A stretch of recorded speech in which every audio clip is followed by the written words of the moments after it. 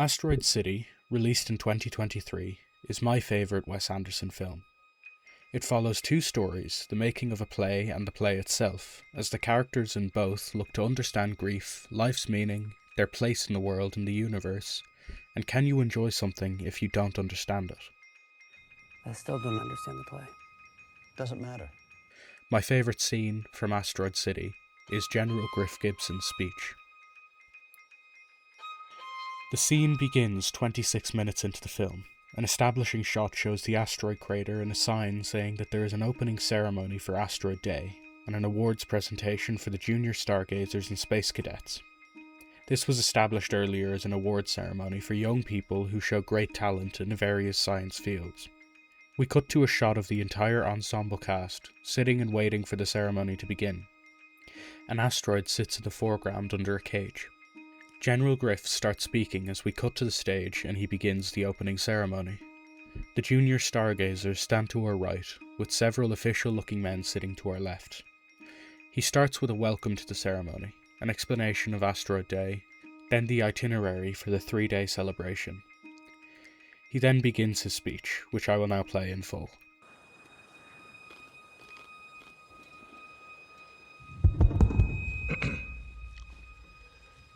Chapter 1. I walked to school 18 miles each morning, milked the goats, plucked the chickens, played hooky, caught fireflies, went skinny dipping in the watering hole, said my prayers every night, and got whipped with a maple switch twice a week. That was life. Chapter 2. My father went off to fight in the war to end all wars. It didn't, and what was left of him came back in a pine box with a flag on top. End of Chapter 2. Next, I went to officer school, and 20 years passed at the speed of a dream. A wife, a son, a daughter, a poodle.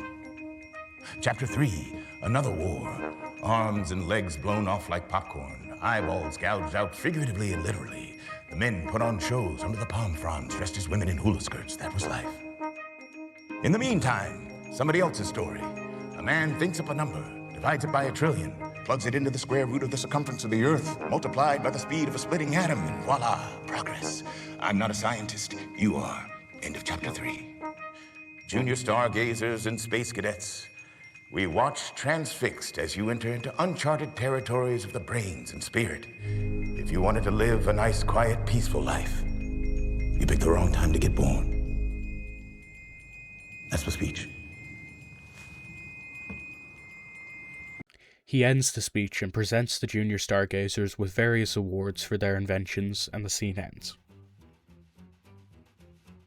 If you watched the film, which hopefully you have, you might ask, why this scene?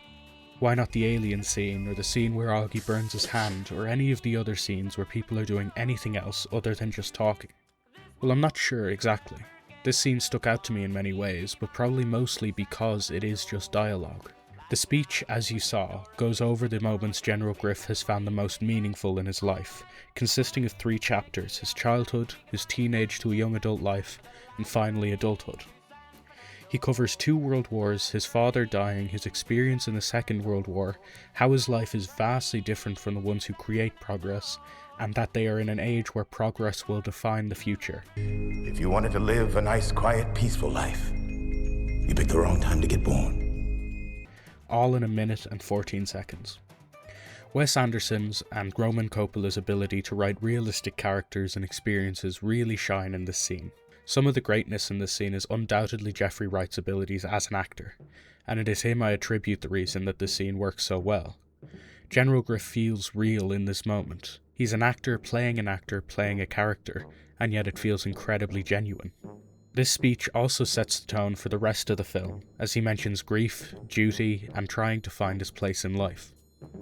These are all themes that come up in several ways throughout the film. It also establishes that these characters are much deeper and complex than they appear on the surface. They have aspirations, trauma, and things they are running from. You just have to look closer. When compared to some of Wes Anderson's other work, such as The Grand Budapest Hotel, Asteroid City does not hold up in the eyes of many. And while I agree some of his other films are technically better, there is just something that draws me to the small town in Southwest America. If you disagree with my opinions here, I would love to hear your opinions on this scene or the film as a whole in the comments. I'm gonna try and do a few more of these to see if I enjoy making them, so stay tuned for my next favourite scene. And remember, you can't wake up if you don't fall asleep. I don't know what train he's on, won't you tell me where he's gone?